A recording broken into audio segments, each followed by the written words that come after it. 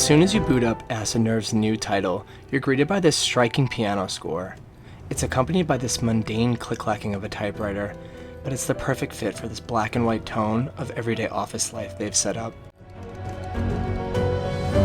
This is a review for Death's Door, and I really think this game is something special, so I hope you like what I have to say about it.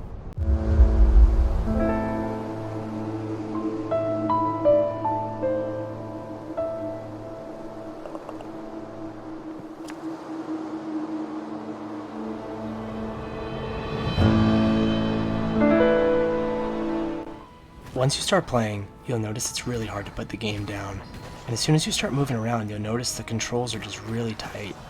Some of the buttons on your controller will actually remain completely untouched throughout the entire adventure. It's an old school, simplistic style of gameplay that I feel has been lost in today's world of endless tutorials and complicated control schemes. It's just truly refreshing to have.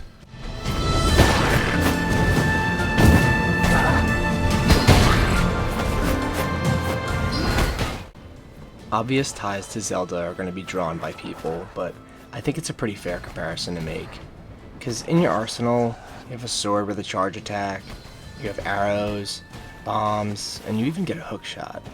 One thing that is different is a pretty sweet fireball attack that I actually ended up using more than the other abilities. You also get a really fucking good dodge roll in this game. It's buttery smooth, and you can upgrade it to make it even better. But this game has a certain cadence to the combat. You really need this roll to get out of a tight spot. The enemies can overwhelm you and they can catch you off guard pretty easy, so sometimes you just have to get out of there.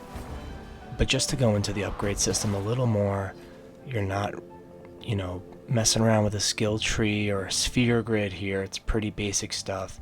You get 4 skills, you can mess around with them however you like, and they fit your playstyle. This game is not complicated. It's very simple and it's very fun, and I like it that way.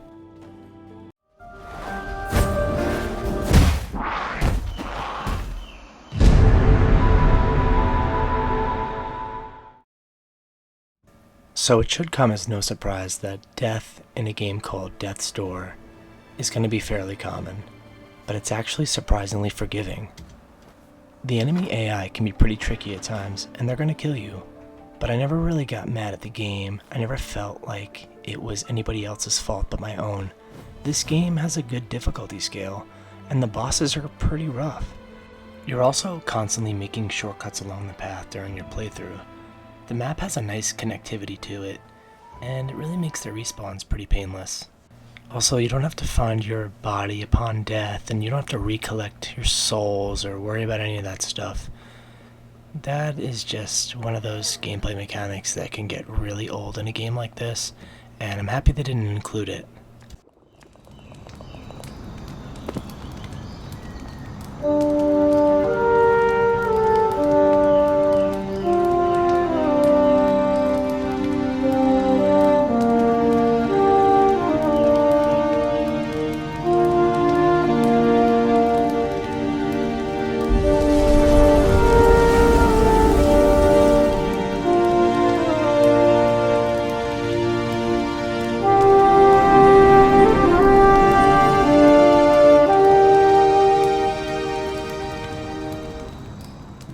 This is one of those areas in a game that is so important to me, and they absolutely nail it in this one. I mean, right from the get-go, my favorite instrument, a piano, is on full display, but thankfully, it's just one of the wide variety of instruments they're using. I mean, just listen to this soundtrack.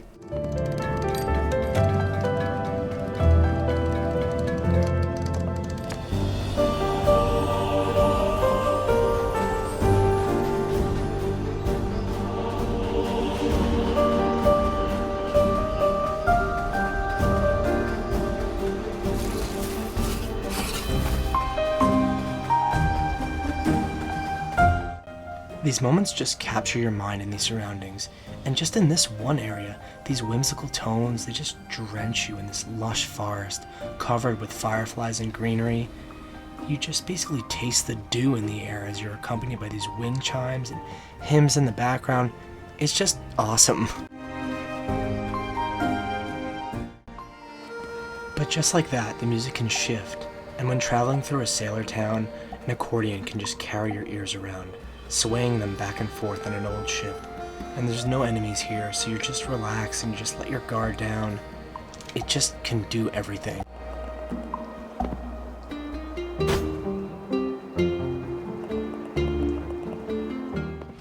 But just when this game is truly at its best, it's when you're fighting a boss. The music just like ramps up this energy and you can just feel the blood pumping up the soundtrack.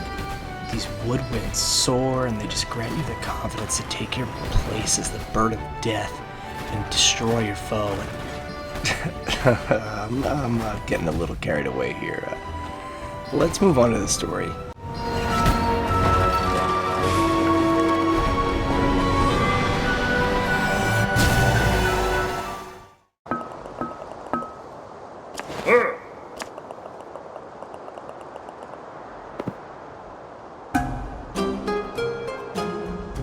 So there's actually a pretty good story here if you choose to dive deeper into this game's lore.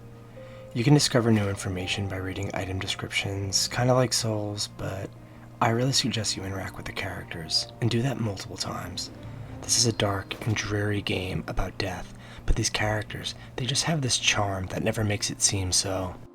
The dev team has said that a lot of their animation was inspired by Studio Ghibli, and it shows in some of these personalities for sure. However, to me, the stars of the show are the Lords of Doors. They're just creatures shrouded in mystery, and you learn about each lord's reign and how they handled their overwhelming responsibilities. It's pretty wild. I won't spoil much more, but take every opportunity you can to find out more information about these guys, because they're at the dark center of this game's story, and I think it's where people will be most surprised by things.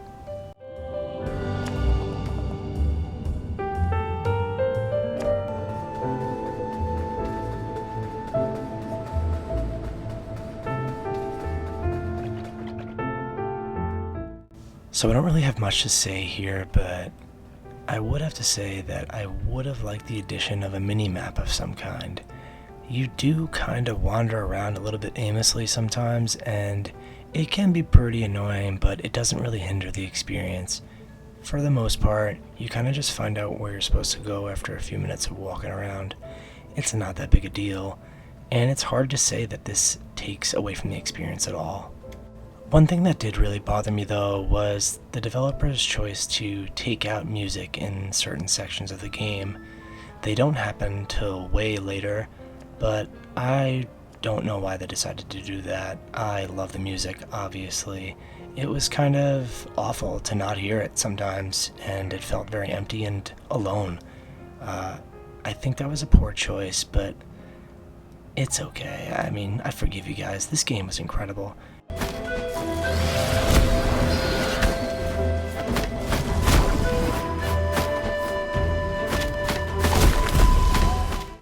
Death's Door is available on Xbox and PC, and at the time of this filming, which is July 30th, 2021, it's not available on PlayStation or the Switch.